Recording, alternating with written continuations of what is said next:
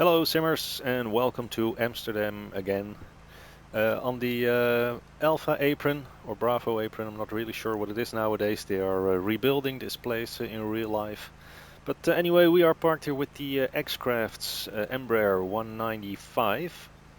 An airplane that I've had in my possession for a couple of years already. Never did a video on it because I never really liked it. Recently noticed that there was a new update available, v2.4. It was already released last year, but I only noticed it a couple of days ago. So I downloaded that one and started experimenting with this airplane again. And it is actually quite a nice airplane. I don't think it's top of the notch already. But it definitely has some potential, and as you can see, the 3D modeling on the airplane, well, there's nothing wrong with that. This is a beautiful rendition of the Embraer 195, an airplane that is operated by KLM Cityhopper amongst the Embraer 175, the little brother of this type. Recently flew this one in real life from Amsterdam to London City, and that is also the flight that I'm planning to do for this video to demonstrate the features of this airplane to you. So what you are looking at, the airplane, that's X-Crafts, the baggage loaders, the fuel truck, the stairs, the bus and the fan, they are ground handling deluxe, so they are not included in the package. The GPU is, because if you move your mouse to the left side of the screen you get this little menu. If you press menu you get a control panel that allows you to open doors, switch on ground equipment, which consists of the nose gear chocks and the pitot covers. And you can switch on or off the ground power unit, and you request a pushback if necessary. We won't need that for this flight. We are parked on stand, so we can just load in the flight plan, start the engines and taxi out. So the flight, like I mentioned, is going to take us from Amsterdam to London City in London's east end, the Thames mouth. We'll take off from Amsterdam. We expect to take off runway 18 center, and we'll fly on a Dana 5 X-ray departure to Idrit, then continue on to Xaman, and then for the Xaman 1 Charlie arrival into London City Airport, runway 27. I was hoping for runway 9, but with the real world weather we have the wind from 210 at 5 knots, gusting 16 knots, so that's too much to make a approach in runway 9. Runway 9 is far more scenic than 27 because you overfly the city of London. So basically you turn around above the Shard, which is a large skyscraper in London City, overfly Tower Bridge, past Canary Wharf and then into the airport. London City Airport is a story on its own, but we'll get back to that with the descent planning. So for now, like I said, X-Crafts Embraer 195. I bought the package with the 175 and the 195. No particular reason why I took the 195 for this flight, I just did. So let's hop into the flight deck and see what's in store for us there. So the flight deck is fully 3D modeled. And actually it doesn't look that bad. I think it's a normal rendition of the flight deck, although if you look at the chairs, etc., I think there are other add-ons that have some better textures overall in the flight deck, but it's definitely not too bad in my humble opinion. And what's also included, for those of you who like it, is the cabin. So you can also set some preset views, looking out of the windows, over the wings. Very, very nice indeed. So let's just close the flight deck door. And let's power up the airplane. Now the GPU was installed. So let's just switch on the battery switches. They're over here. When you do, kill the master caution warning. And don't forget to put the AC power, we can switch on the GPU and AC power to auto and DC power also to auto. If you don't move these switches from off to auto, your flight director and autopilot will not work. So that's quite an important step to take. Fuel pumps, well, we have not loaded fuel yet, so we leave that for now. We switch the nav lights on, of course, and the hydraulics can go to auto as well. The windshield, well, let's switch that on anyway. We don't use any ice protection just yet, and the bleed air, that's all for later concern. So with the batteries on and the ground power established, we have a cockpit that is now alive. As you can see, they have made a custom flight management computer, which is based on the normal standard X-Plane 11 FMC. But programming this thing is a whole other story. So we'll get back to that in a minute. First, let's start by loading up the airplane. You need this menu, and then you go to the weight and balance section. Now you can see it's now completely empty. So, but all the weights are in pounds. Now I'm a European guy, so I like the metric system. So if you want that, move over to the flight management system, go to MCDU index, select performance, move over to performance page 3, and with the lower right line selector key you can switch the units from pounds to kilos. Then back to MCDU index again, look up and go back to weight and balance, and now we have the old and familiar kilos. So according to the flight plan, we need 3,964 kilos of fuel. Now I usually load in about 5,000 kilos of fuel, because I think the airplane, in my experience so far, I haven't flown it a lot, but I think the handling of this airplane is much nicer when you have it loaded slightly heavier than lighter, because if it's very lightly loaded, it is very responsive to the controls, and it almost handles like a jet fighter. So I don't really like that. I'm not sure how realistic the flight dynamics are in this thing, but well, if you have a nice load out of the airplane, a little bit heavier, then it's quite alright. So we have 97 passengers on board today. So move this slider up and you can see the souls on board here. Now as you can see, there's already 4, because we have 2 pilots and 2 flight attendants, so that's the crew. So with 97 passengers, that will make a total of 101 souls on board. So let's set just that. And there we go. And we expect to take 1,384 kilos of cargo with us. So move the cargo up.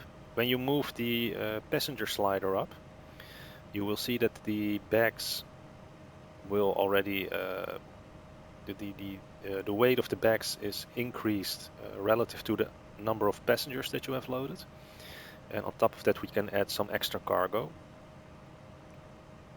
So we need 1,384 kilos of cargo on top of this. So let's say that we have about 4,100 kilos on board. Something like that. This will do. And with all this now set, we can start loading in the flight management system. So the flight management system, like I said, it's a completely different ball game than any of the most familiar Boeing and Airbus style flight management computers. Of course, the basic functions are the same. It's flight management, but the way you program them is completely different, basically. So what you have here, if you go to the MCDU index, if you go, you have several options: status, departure, sit edit, add route waypoints, route edit, autopilot, progress, arrival, star edit, load, save, and performance. Now I always start by loading the performance pages, because you have to enter certain numbers on the first page that are not automatically derived from the settings in the menu, so you have to manually enter them. The only thing that is automatically derived is the center of gravity. but the Mac percentage setting is now 23 and it has to be 20.65, so dial that in here. The payload weight is 12,594, so type that in and move that in here. The fuel left and right is 2,509 kilos, so fuel left and fuel right. There we go. Flaps for takeoff will be 2. That will give us a trim requirement of 1.4 up, and right now it's 1.2 up, so we can set the trim already. There we are. And it will give us a V1 of 140 knots, a rotate 142, and a V2 of 145. Now in here with TRS, that stands for Thrust Rating Select, you can select the amount of thrust that you would like to apply on takeoff. You can set it to full, but with the runway in choice for us in Amsterdam being 36 center, which is actually quite a long runway for such a small airplane, we will derate it to 85% and we should have plenty of runway ahead of us to make the takeoff with that thrust setting. So back to performance. Now, by the way, you can enable keyboard entries. Just hover your mouse over it, click. You will get this green circle here and the white dot in here. If you don't want to make keyboard entries or don't want to make them anymore, you can just press the End key on your keyboard and that will stop that function, and you can use your keyboard for panning around again. Anyway, the performance page number 1 is now set. If you move over to performance page 2, it gives us a message in orange, missing airport. So the first thing we have to do now is load in our flight plan. We don't need this anymore, so I will switch that menu off. Go back to MCDU index and go to the departure airports. So we are departing from Amsterdam, Echo Hotel Alpha Mike. Move that in here. You can select the runway for takeoff. Now, if you select right line selector key number 3 for select runway, you get a list of all the runways available in that airport. And we want 18 center, and it's now highlighted on 4. So with this knob, you can use your scroll button to scroll up and down until the preferred runway is highlighted. And once that is, move your mouse over here until you get the index finger icon, press your left mouse button and that will select that particular runway. Now, like I said in the beginning, we expect to be using the Dana 5 X-ray departure. So select SIT, Dana 5 X-ray, select, and that's it. And I don't think there is a transition. No, there isn't. So back to this one, back to MCDU index. And that's the departure. Now, if there are certain things that you would like to change about your SIT, you can go to SIT Edit, and that will give a list of all the waypoints with the assigned altitudes in the SIT. Now, for instance, I see here that the EJET waypoint will be reached at 26,500 feet. We expect a cruise altitude of 28,000 feet. So I know that if this is 26,500, I know that at AppNet, which is the next waypoint in the flight plan, I will have reached 28,000 feet. And that is important because you have to set the altitude for the waypoints yourself. So if I now go to add route waypoints, I can set altitude 28,000 feet. And I can go to airways, which is the lower right line selector key, number 6. And that will give the airways that are connected to the last waypoint that you have placed in your flight plan. So right now I get all the waypoints from EJET. If I look at the flight plan, we're going to fly the upper Lima 980 to Xamon. And the first waypoint after EJET will be UpNet. So I want to fly the upper Lima 980 from EJET to UpNet. Because the list of the airways that you get consists of the name of the airway and the first waypoint that is next to the waypoint that you are entering that airway on. So move this one down, upper Lima 9080 in the direction of UpNet, press select, and then you get a list of the other waypoints on that airway, and you can select until which waypoint you would like to follow the airway. So in our case, Xaman. There we go, airway is accepted.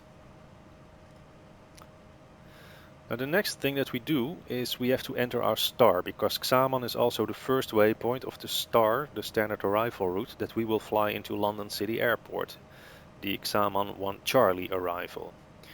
And we also have to start our descent down there, so let's see if there's anything in there. Basically it's telling us, the flight plan is telling us that our top of descent will be between Xaman and Logan. So somewhere in this area we'll have to start our descent, and to be more precise, Xaman is 83 miles out and the top of descent has to be 75 miles out. So it is 8 miles after Xaman, so somewhere in here, that we will start our descent into London City Airport. So with this one given, we can save the flight plan, move back, and then we can start our arrival route. So you go to arrival, and we expect to arrive at London City Airport, which is Echo Golf Lima Charlie. We expect to arrive on runway 27. We will use the star Xaman, which is on page 2. So you go to next, Xaman 1 Charlie, verify that's the correct one, enter it, and I don't think we have a transition.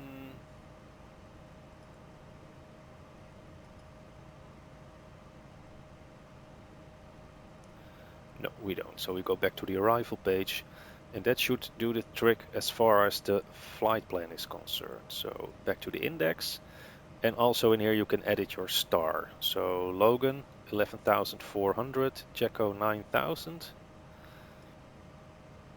meaning we have to go quite a long way down before we reach Logan. We should be able to manage that. And what we can do now is we can also add the route waypoints, or edit the route. So go in here, and you can see that's AppNet Hypnos Xaman 26,500. That's basically not what we want. So what we will do now is edit this one. So select it, and we'll select an altitude of 28,000 feet. And update waypoint. Do the same at Hypnos, so select it, 28,000 feet, and update waypoints, and the same for Xaman. Select 28,000 and update waypoint. So back to MCDU index, and we cannot, no, we already looked at the star, so that's all right. So what we can do now is we move over to performance page 2. Cruise altitude on average will be 28,000 feet, that's correct. That will be our initial cruise altitude as well. Our cruise airspeed will be 300 knots. And the wind during the cruise on average will be approximately 359, 358, 357. Let's make that 358 at 25 knots.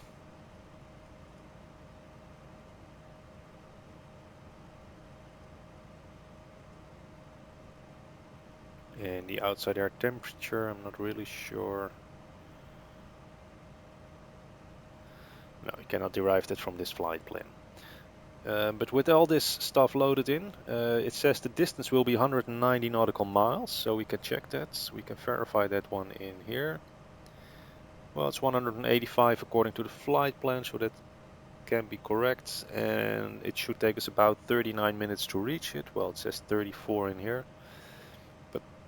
And we should arrive with approximately 4,748 kilos of fuel. Well, that will be a lot less, because once the engines are started and we start our takeoff roll, you will see this number go down rapidly.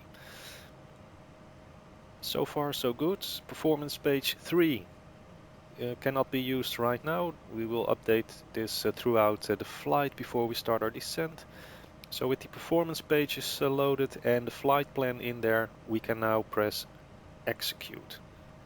And that's the big difference from your average Boeing and Airbus style flight management computers, especially the Boeing style FMCs.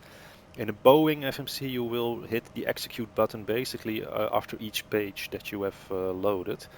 With this flight management system, you first set everything from performance data to your flight plan, to your vertical navigation, and once you're satisfied with all your entries, then you hit execute once. And as soon as you've hit the execute button, you cannot alter the flight plan anymore. So if there is a mistake, you have to clear it and re-entry your entire flight plan with all the other entries. Now there's one final bit in here, which is the autopilot page. And in there you can set some initial headings, altitude, speeds, vertical speed. So let's do that just right now. If we take a look at the departure chart that we have in place for runway 18 center, yep, here we go. We had the, what was it again? Dana 5 X-ray. They've recently changed all the departure names, so it takes a little bit of getting used to. Let's see, where is it? Ah, there it is. Now you can see right here that the runway heading will be 183, and we will fly on the runway heading before we make a left turn heading 233. So initial heading will be 183, so let's enter that one in here. Well, initial climb clearance from Amsterdam is always 6,000 feet, so let's enter that in the target altitude. And let's say that the desired speed will be, what was our V speed? 144, I thought. Oh, 145. So let's set the initial speed at 165. And we want to climb there with a vertical speed of 2,000 feet per minute. And that's the autopilot now prepared for takeoff. And you can see that in here. Speed is set to 165, target altitude 6,000, vertical speed 2,000 feet per minute, and initial heading 183. Now right now the source for the navigation is log 1, which means it's nav radio 1. And I don't want nav radio 1, I want my flight management system as the source for my navigation. So you press FMS in here, and that will switch the flight management system now as the primary source for navigation. So one move back to the MCDU and select performance page 1, that's the takeoff page, and we will leave that there for the takeoff roll of this for this flight. So with the flight management system now set, we can start preparing ourselves for engine start, taxi and takeoff. So the first thing that we'll do is we'll start the APU. And if you look in here, you will see that the APU spools up quite rapidly in this add-on. Don't really know how realistic that is, but well, at least it is doing that. These screens by the first officer are always reversed, because you usually have the primary flight display on the right side and the other panel on the left side, so you can switch that. And another nice feature of this add-on is the touch screen in here. With system status you can walk through various systems, so for instance the NTI system, you can check the environmental control system, you can check your electric system. Now you can now see that the APU is powering the airplane already, as well as the GPU. You can check the fuel, amounts of fuel on board, that remains in pounds throughout the flight. So even if you select the metric system in the flight management system, you cannot switch it in here. At least I haven't figured out how to do that. Hydraulic system, well, normal 3000 psi on all systems. You can check your flight controls, but we'll do that after the engine start. And there's the status display. You can also have this as your nav display. Now that's right now in here. And with the nav display you can see there's a lot of stuff in here automatically. If you go to options, you can disable and enable whatever you like. I usually leave it to weather and TCAS. You can change the range in this screen by hovering your mouse over here in the right corner, the lower right corner, and you can just add or reduce the zoom level, or increase or reduce the zoom level. So for takeoff I usually set it to 2 miles. And you can also switch from the navigation to the map mode. But for now we're just in the process of starting the engines and the airplane, so let's leave it to status for all systems. It will show the doors that are currently opened, they are red, the closed doors are green, and it gives a nice overview of the electrics, oil levels, etc. So let's use the weather in Active Sky XP. So let's put in a flight plan in here as well. So it's Echo Hotel Alpha Mike, Golf Lima Charlie, and let's use Heathrow as our alternates because KLM has quite a lot of flights in and out of London Heathrow. So there's the best opportunity for our passengers to be transferred wherever they want to go rapidly, because there's a large service station in there.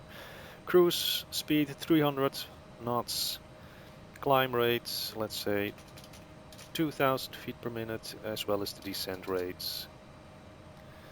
Climb speed 300 knots, descent speed 270 knots, and let's set it to direct GPS, doesn't really matter. The reason I'm filling in this screen is that it will give me EDIS information when I set my comm radios. So if I now go back to the flight management system to the radio page, and I set my comm frequency to 122.000, I will get an ADIS information from Active Sky XP, and if I set it to 122.025, I will get it for my arrival airport. So move that in here and then switch to frequency. Echo Hotel Alpha Mike Airport information India 0825 Zulu weather wind 158 at 8 visibility 10,000 sky condition few clouds at 2,200 4,800 scattered temperature 9 dew point 5 QNH 1018 advice on initial contact you have information India QNH 1018, so that's correct. That's now set. Echo Set the auto brakes to RTO. That's done, and we can now start to dismiss some of the ground equipment. With the APU started, we can also select the APU bleed and set the bleeds on. Cancel the caution warning, and we can set the fuel pumps to the auto position. And let's start by getting rid of some of the ground equipment. So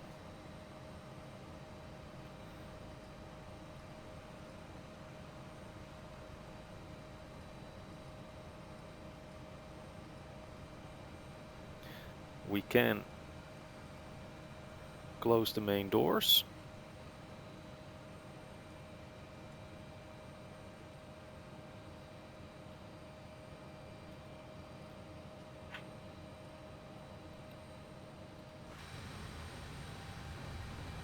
And we can also close the cargo doors.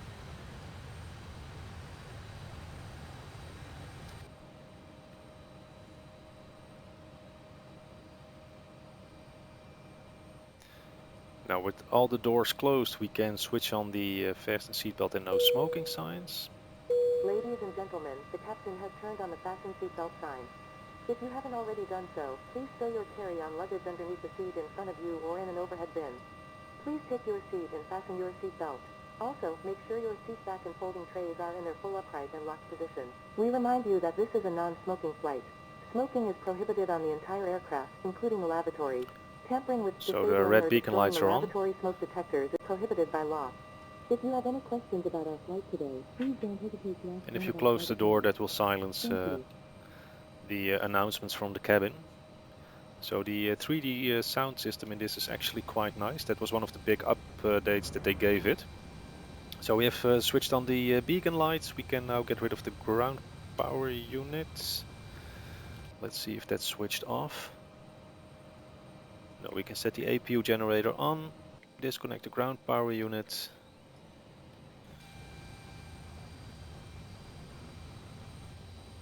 Get rid of the ground equipment and the GPU. And now the airplane is loaded and fully ready for start. And well, not really pushback because we're just taxiing out here. But let's proceed with starting the engines. So I will lock the cockpit door.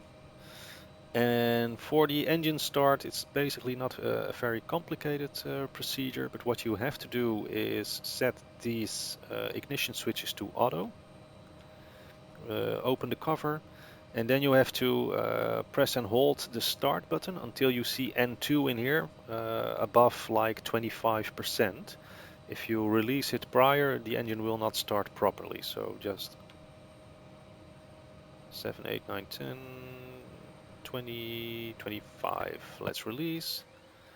And now you'll see that this is 28. Temperature is rising. N1 is spooling up.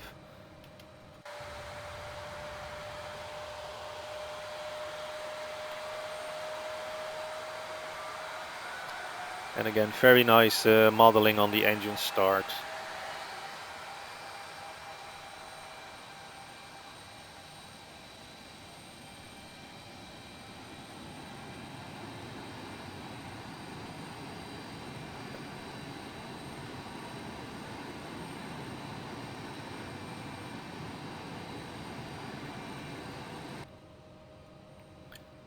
And with engine number 2 now stabilized, let's repeat the procedure for engine number 1. So close the cover, open this one, press and hold until you see N2 at 25% or higher. There we go.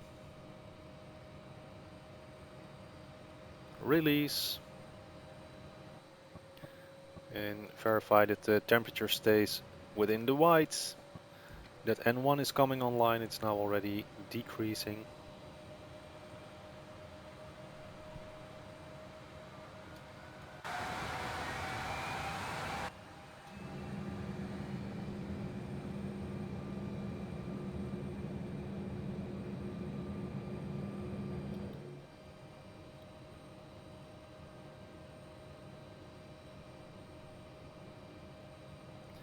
And with N1 stabilizing and the temperature also stabilizing, we can now close the cover. And that will be that. So what we have to set on the mode control panel in here prior to our flight is we'll switch on the yaw damper. And I'll usually engage the bank mode. We can engage flight directors, but we'll leave everything else off until we are actually at the runway. I'll switch this one now to the flight control page, because we can do the flight control check. So full left, full right, neutral, down, up, neutral, and then the rudder, full left, full right, neutral. And that's the flight control check completed. We can set flaps to 2.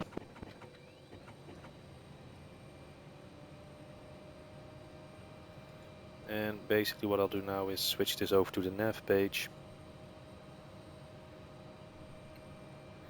We can switch on the transponder.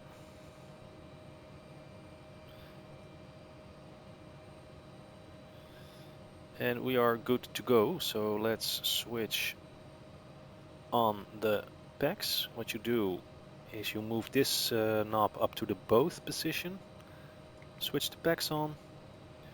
I usually put the ice protection already on. It's nothing too exciting. The windshield wipers can remain off. This is all on auto. You can set the taxi lights on. Cabin signs are on and auto. And that's basically it. So let's proceed with our taxi towards runway 18 center, which is quite a long drive. If you take a look at the airport, we'll go left here, then right. Taxi down there, cross the highway to the right.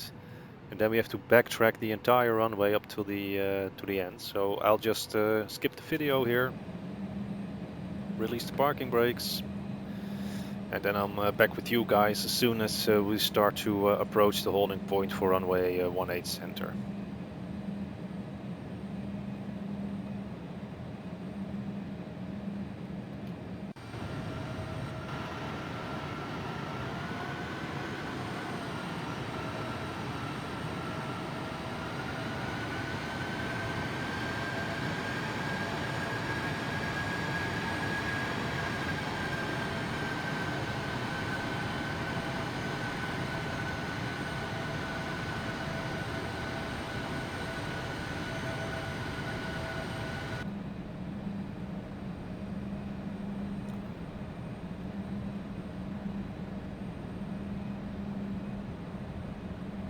Oh, by the way, you see your ground speed in here. Very nice and clear overview of the primary flight display with good readable fonts.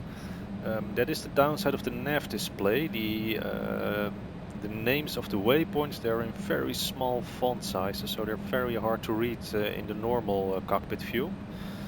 So that might be something for a future update. But anyway, as mentioned,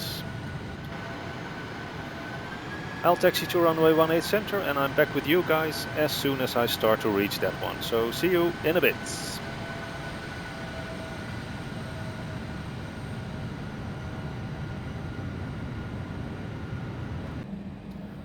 So welcome back. We are now turning left for the holding point of runway 18 center here in Amsterdam,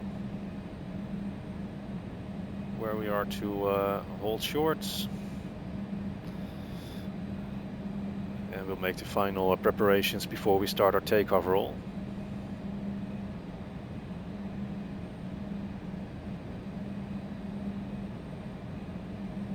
So what we can do now is we can check the takeoff config by pressing this button. Takeoff, okay. Takeoff, okay, that's what we like to hear. So close engines and hold short 18 center. So parking brake on. So what we'll do now is we'll switch on the strobe lights. And what we also will do is we'll select nav for the lateral mode for the autopilot. And I want my vertical speed as the vertical mode for the autopilot. I tend not to use VNAV and flight level change, at least not in the first stages of flight, because this add-on has a tendency to start climbing and descending excessively as soon as it's reaching its cruise altitude. By that I mean that it will first break through the set altitude. So for instance now it's 6,000 feet. When I start to approach that, it will level off, but it will go through like to 6,200, and then it will have to descend back to 6,000 feet, but instead doing that nice and slowly, it will just basically nosedive at 3,000 feet per minute, break through it again, then climbs with 3,000 feet, and it will keep on doing that all the time, which is really annoying. And one of the major disadvantages of this add-on, I really don't like that kind of behavior. And it's been around since the first versions of this add-on, at least since I've had it. And it hasn't been fixed, and I bought this one I think in 2017. So there have been updates, but that problem hasn't been fixed. And what they have done is they have increased the price. Well, in terms of the sounds that have increased dramatically, that they were, well, they're now actually quite good. So in that respect I can understand it. But in terms of flight dynamics, I'm not completely convinced that it's worth the $40 that it's now on sale for at the Xplane.org store. But as long as you fly it with vertical speed, it's actually a very nice add-on and it behaves quite well. So let's stick to that. Anyway, strobe lights on, taxi lights are on. Let's say that we are clear to line up. So parking brakes released and add in a little bit of power.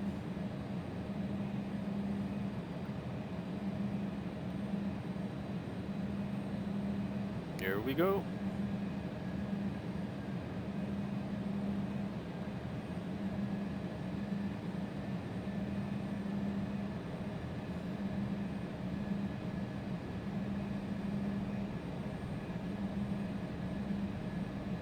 Approaching 18 center. The 18 center is verified and correct. So with 10 knots ground speed, let's line up.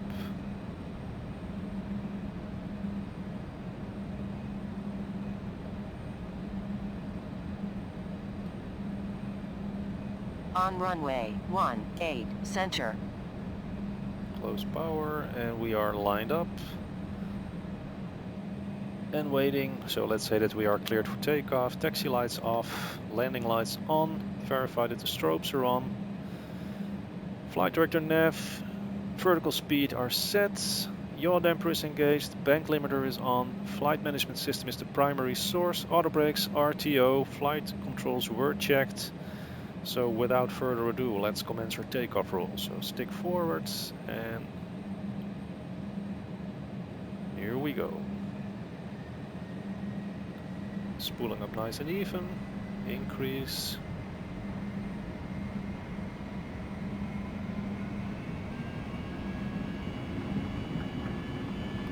Thrust sets, airspeed active,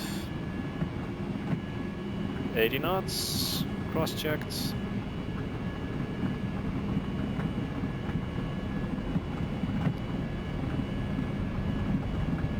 V1, rotate. Rotate. V2, Positive rate, gear up.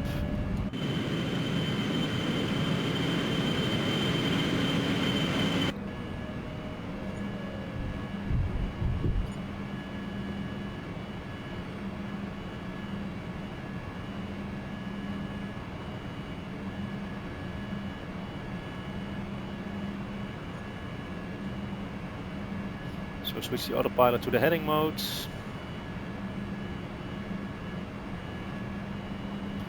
And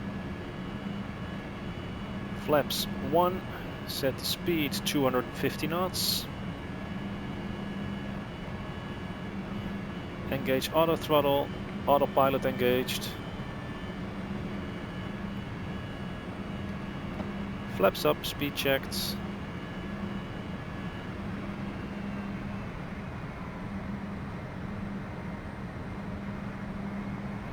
And let's switch to nav mode. That will make a right hand turn now for this waypoint.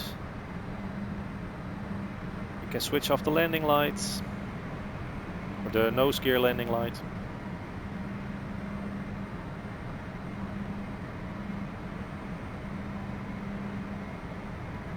And now what we have here is the situation that we cannot make this waypoint. So what I will do now is set a direct to the next waypoint. So go to MCDU index, go to progress, flight plan, and then set Echo Hotel 009 and press the direct to. And that will give us a heading straight for the next waypoint. And we'll dial up the heading.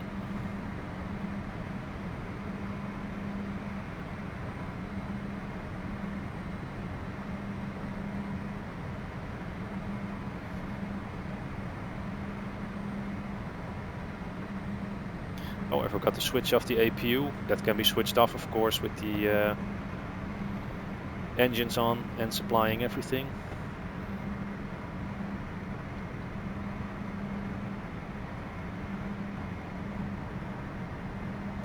So I won't make Echo Hotel 009er, so let's move straight for Denach, clear direct to Denach.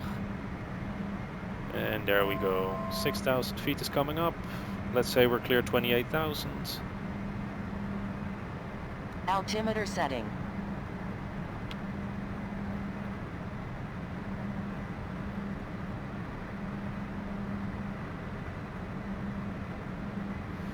So back to vertical speed modes, increase 2,000 feet per minute. And let's switch the anti-ice on, because there's a lot of clouds in here. And we can set the QNH to standard, so push this one. 1013 is now set. And dial the heading back to the current heading, or you can just push it to synchronize it.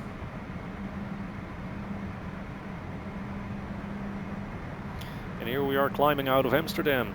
And here we are climbing out of Amsterdam. Clouds, by the way, standard X-plane clouds with the HD cloud textures from Active Sky XP. I still think it's a reasonably good rendering of clouds with excellent performance, and especially that performance bit is what I really like about this this cloud setting. So here we are heading for the Dutch coastline with The Hague. Down there, there's Rotterdam. So here we're overfly the dunes in the vicinity of the city of Katwijk, which is just below the clouds.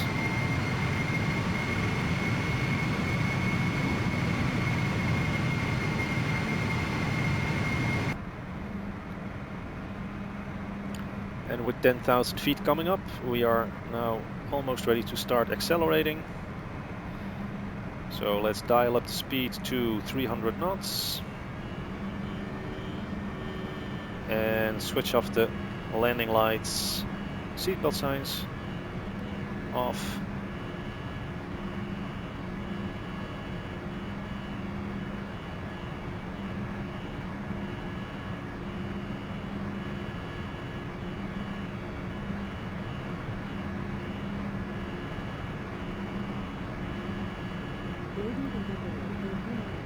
And here the famous Westland area, where all the white stuff in there are greenhouses.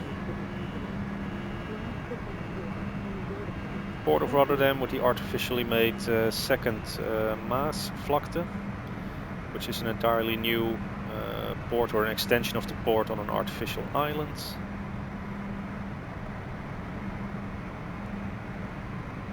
And here we are, 300 knots, climbing 2,000 feet per minute to our assigned cruise altitude of 280.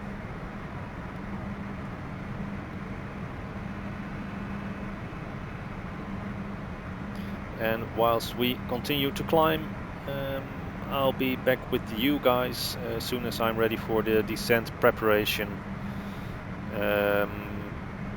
for London City Airport. So let's set this one back to the progress page. I'll see you guys in a bit.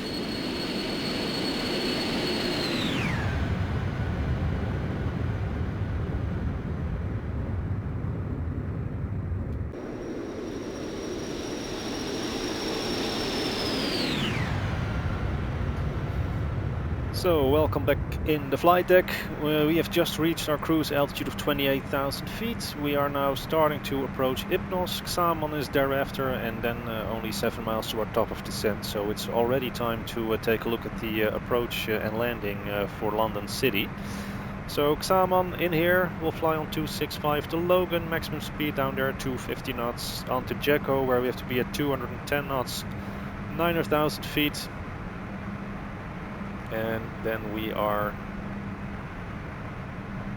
arriving into London City on the ILS runway 27 right. And here is the special part of the approach. It is the glide slope, which is on a 5.5 degree angle instead of the usual 3, so it's much steeper than normal. We have to descend to 2,000 feet to intercept and establish on the localizer and capture the glide slope into London City. We'll fly towards Canary Wharf, so that should give us some nice views over the Millennium Dome and Canary Wharf. Minimum approach or decision height, sorry, is 600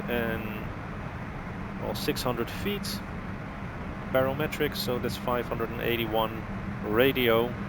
So let's dial in 580 feet for the minimums. And you do that with this knob, and you can see the decision height here in the lower right corner. So dial that up to 580. There we are. We also can listen in to a ADIS report, see what the QNH is in London City Airport. Echo Golf Lima Charlie airport information Lima 0820 Zulu weather wind 210 at 5 visibility 10,000 sky clear temperature 12 dew point 3 QNH 1016 advise on initial contact you have information Lima Information Lima QNH 1016. Nice calm winds Echo at 5 knots. Coming in 210, so that's a crosswind from the left, but not nothing too serious. The runway in London City Airport is short, so we'll set auto brakes to high and we'll arm the speed brakes. Let's take a look at the performance page. Performance page 3 to be exact. Expected landing weight 45,600 kilos. Giving us a VREF of 129 with flaps full. We will make a flaps full landing because the speed has to be as low as we can. So 129 knots for the final approach stretch of this flight. Xamon is already there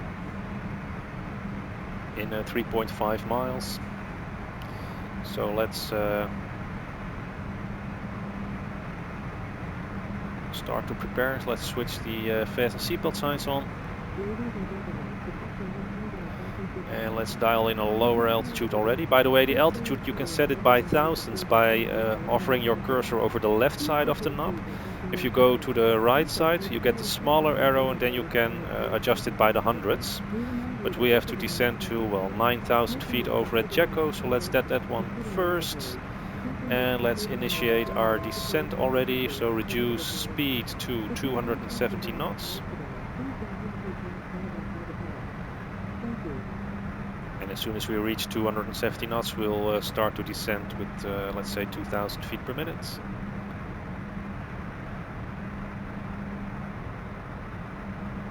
We can even make that 3,000 feet per minute.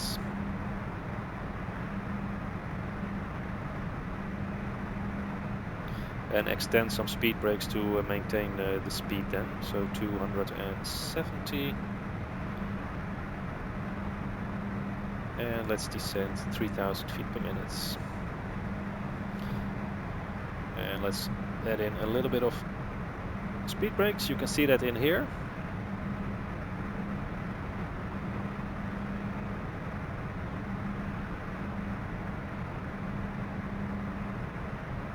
There we go. So let's return to the radio page. Verify that nav1 radio is set to 111.15, which is the frequency for the ILS. And the course should be 273. Now we can only see that as soon as we switch the nav source to the nav radio. So let's push to synchronize the current heading, select heading, set to this one for lock 1, and you see course 273 is set. That's nice. So let's switch it back to FMC and back to the nav page. So ILS heading or ILS course and frequency are set correct. Auto brakes are high, and well, the speed brakes, they are now in use to maintain that speed at 270 knots whilst descending 3,000 feet per minute. Fasten seatbelt signs are on, and we are descending to 9,000 feet. We should be over Jacko at 9,000 feet.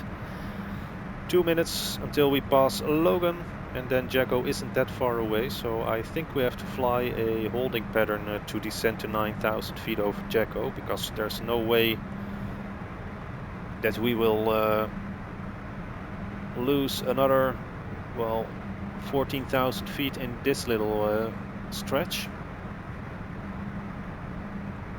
So if you take a look at the approach plates,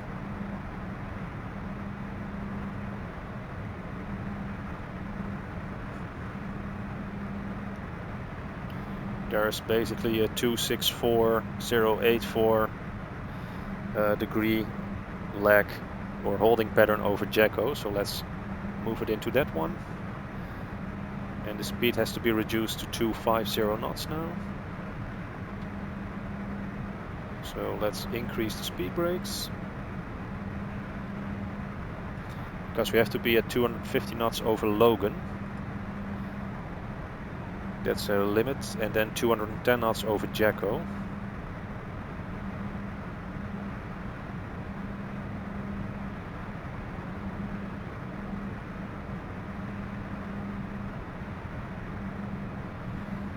So let's just set the speed back to 210 already.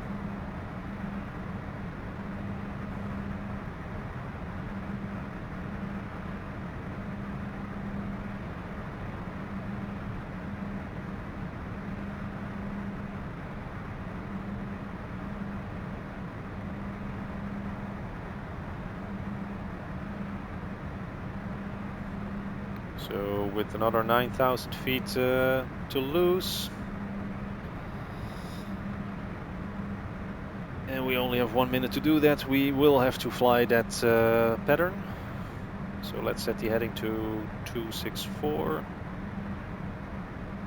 And once we're over Jacko, we'll switch to heading mode, make a left turn heading 084.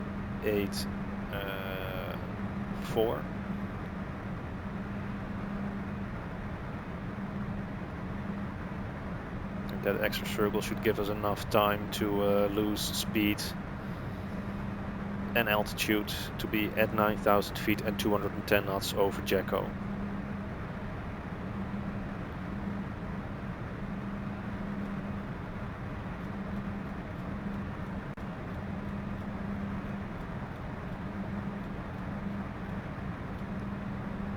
So let's switch to heading mode right now.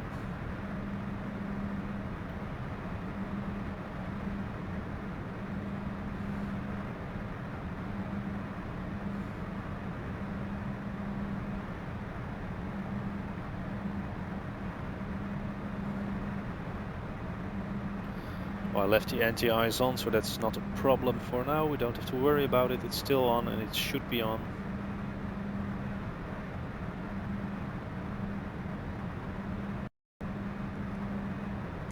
Let's reduce our rate of descent now to 2,000 feet per minute.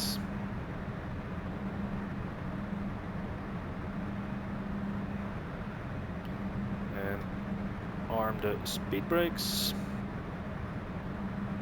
Reduce the rate of descent further to, let's say, 1,200 feet per minute. Should be plenty to reach 9,000 feet before we are back to Jacko.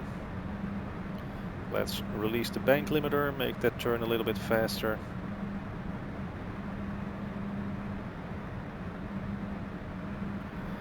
With the speed at 210, let's set flaps 1.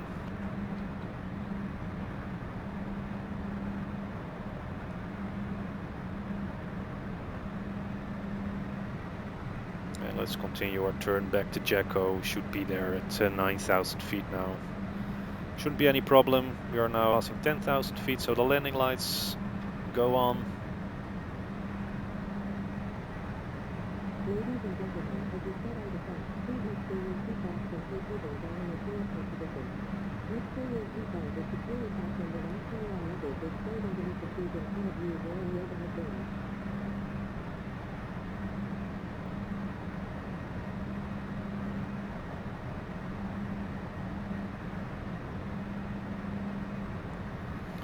And let's reduce our rate of descent to 500 feet per minute.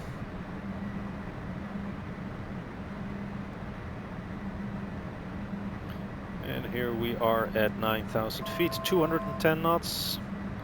Almost over Jacko now. So we made that. And now let's go back to the nav mode. Fly back on the nav track to continue.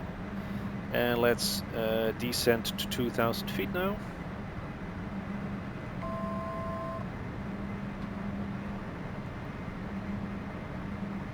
It's 1,500 feet per minute.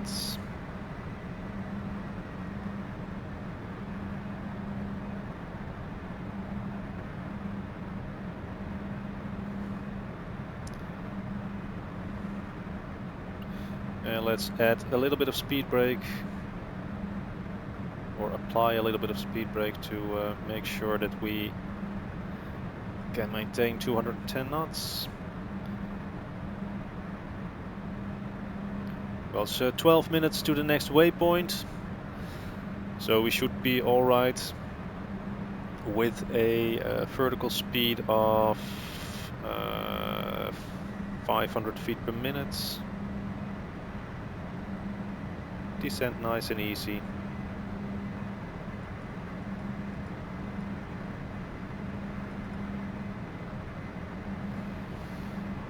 Let's make it a little bit faster, 700 feet per minute. So we reach 2000 feet just prior to this waypoint, so we have enough time to lose a little bit more speed to establish on the ILS.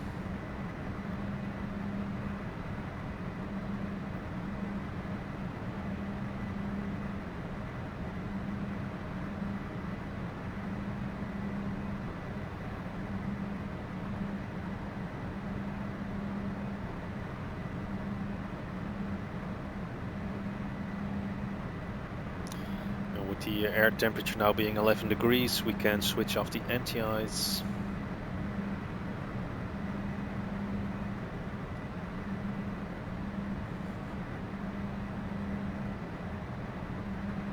And we are now descending 2000 feet, so we can set the QNH to 1016.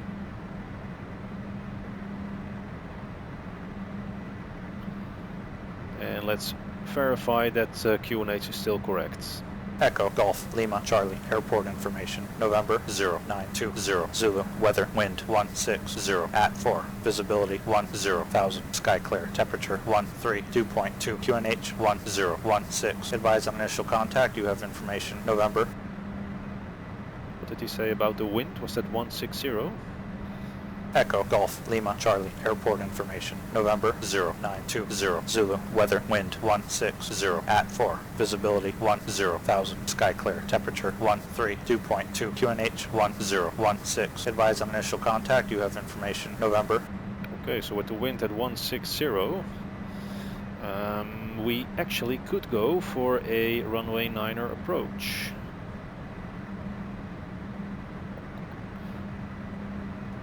Which is a lot more fun for this video.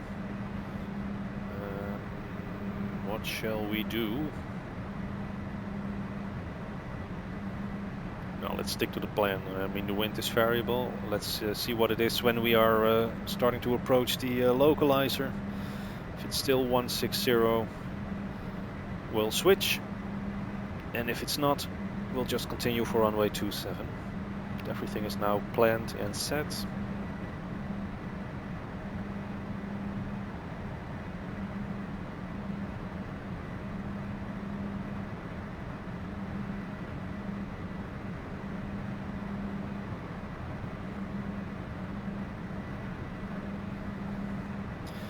And here we are over the southeast of England, approaching the, I think it's the South End area.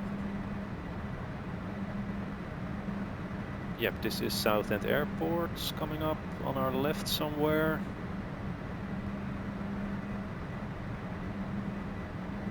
There it is, that's South End Airport.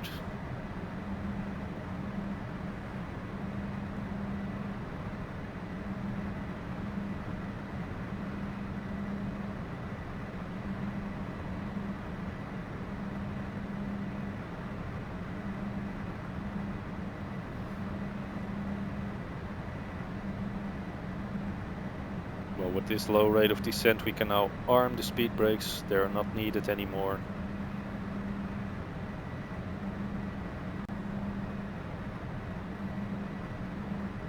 Now, just before the next waypoint, we will make a slight left turn to intercept and establish on the localizer prior to that. Should be a large bridge on the left-hand side across the Thames, and I usually take that bridge as a landmark to, oh, there it is. I usually try to intercept the localizer close to this bridge.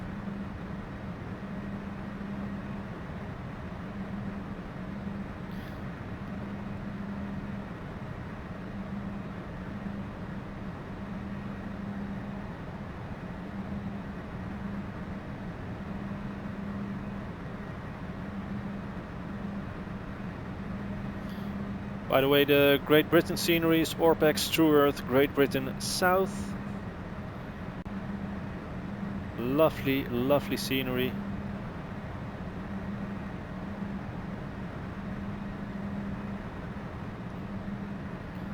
Especially the combination with the active sky XP clouds makes for some stunning imagery. It's actually quite a nice day on this side of the North Sea.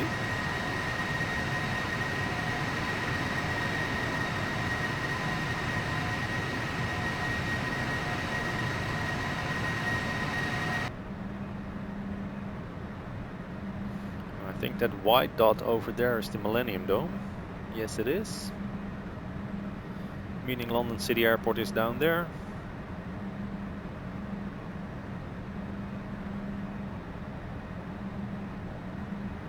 And with the final approach course being 273, I'll try to intercept on a 30-degree angle on 243. So let's set the heading to 243.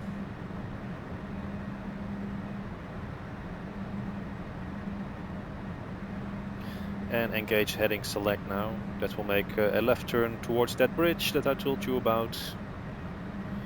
As soon as we're getting closer to that one, we'll start to reduce speed to 180 to establish ourselves on the localizer.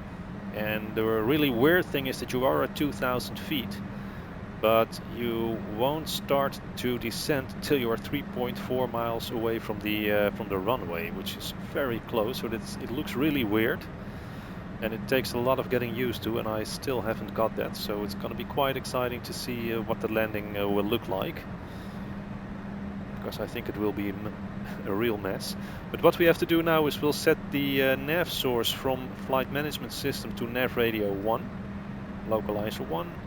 It is identified, ILS Sierra Romeo, 16.3 miles out. Should be there in 5 minutes at the current speed, so a little bit longer because we have to slow down, of course.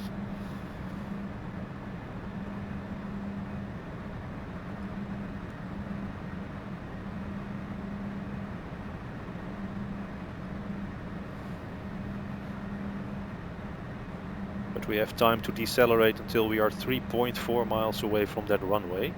And just to verify that landing speed one more time. Full flaps 129, so that will be our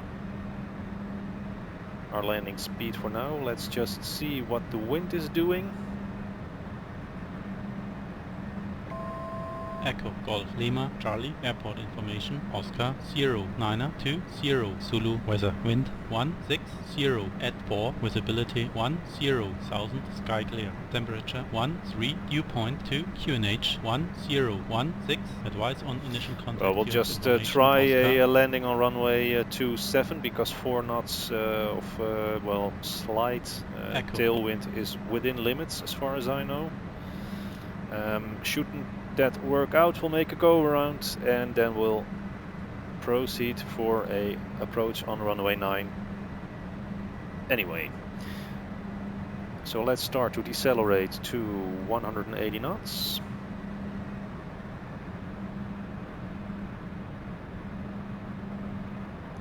We are now 11 miles out. So set flaps 2. Verify that the speed brake is armed and the other brakes are still on high.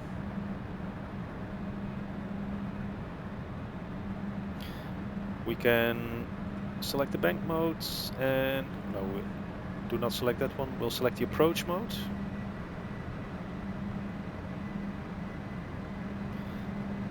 We are at 2,000 feet now, 9.5 miles out. Localizer is alive.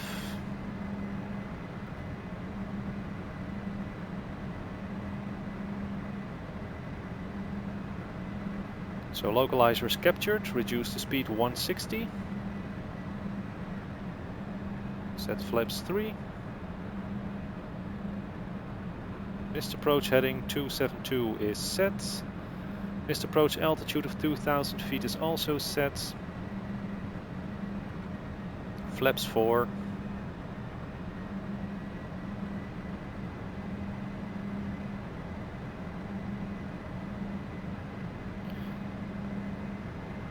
Seven and a half miles out. Now, nice overview over London here. Again, Orpex, True Earth, Great Britain South. The Shard, London Eye in the distance, Millennium Dome, Canary Wharf, the famous skyscrapers. Tower Bridge should be somewhere behind Canary Wharf. Just can't see it right now.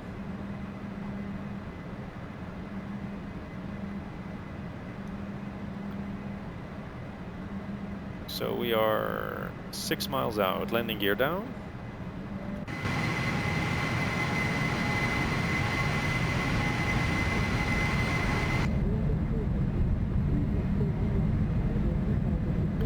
Let's reduce the speed to 129. Set flaps 5.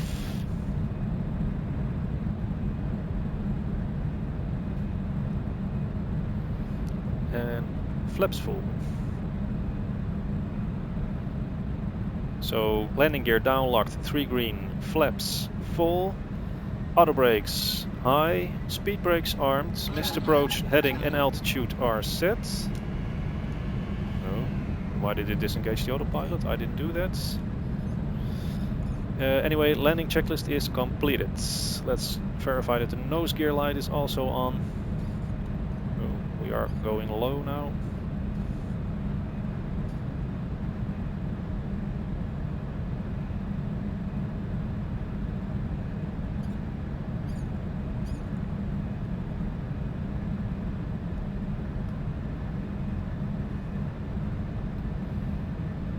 We are drifting slightly to the left.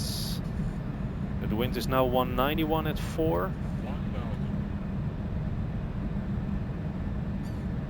1000 feet stabilized, missed approach altitude set.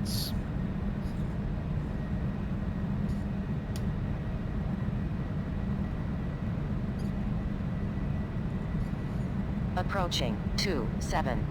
Check, 27 is verified and correct. Forward speed is dropping too low, so correcting. Minimums. Continue landing. We are low.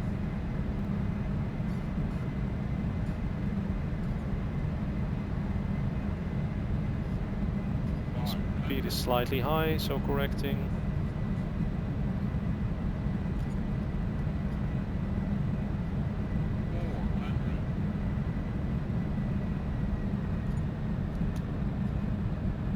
Now we have that 160 knot winds.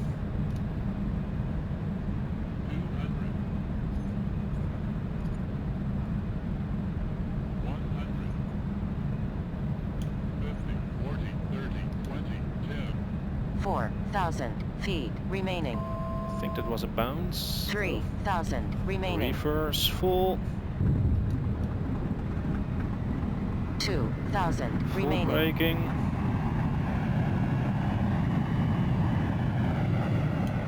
Reverse is idle. Auto brakes off. Flight directors off. And let's vacate the runway down there.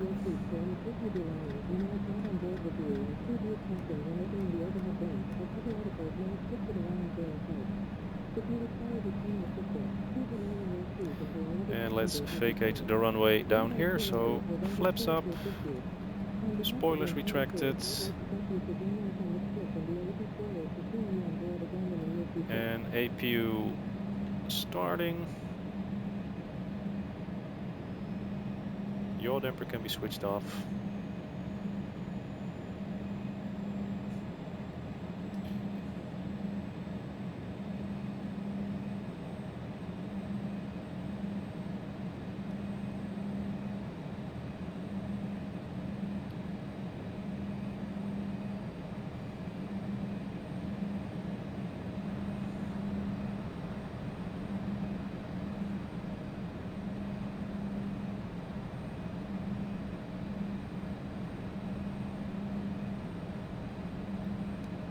So strobe light off.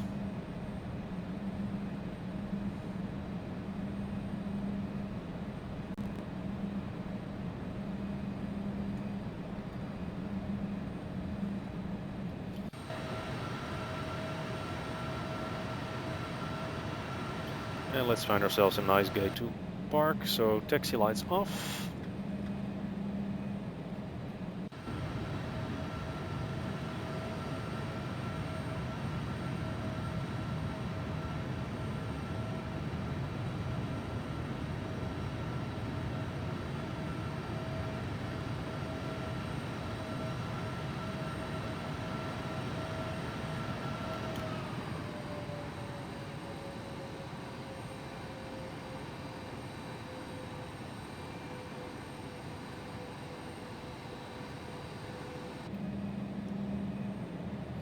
So here we are, parking brake is set. Now let's take a look at that landing from the outside.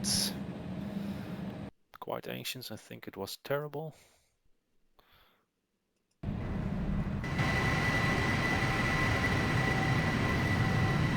It felt like we had a big bounce upon touchdown, which is not good of course. But it's very difficult because you have this very high rate of descent. And then you have to flare at exactly the right time. So let's just see, what do we have here?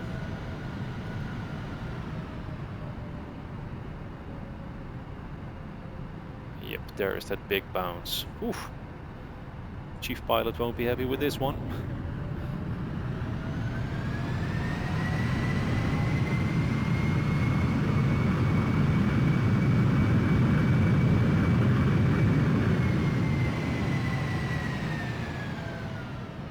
That looked more like a carrier landing than an ordinary airline touchdown.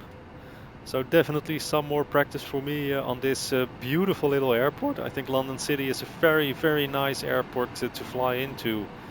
And it takes skill to land here successfully. And well, if you can do it with calm winds like this, then it's very, very funny to try it on stormy days. Last Saturday there was 20 knot wind from the north, so that's a very harsh crosswind. And if you try to land on this runway in those conditions, well, let's say I tried it a couple of times, but I didn't succeed.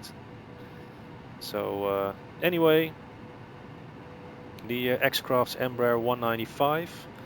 Not a perfect add-on, it has its quirks, but as long as you use vertical speed for the vertical navigation instead of VNAV and flight level change, you can get very nice A to B flights. An airplane that is very suitable for regional short-haul flights. And well, it is a lot of fun trying to land this airplane in London City Airport with a steep approach. I messed it up completely, the glide slope. I think I was never really on the glide slope of the ILS. So definitely a lot of work for me to do. I hope you liked the video. If you have any tips, tricks, comments, questions whatsoever, please leave them in the comment section below. As usual, please do so in a respectful manner. And I just hope to see you all another time on another video. And until that time, I thank you for watching and bye bye.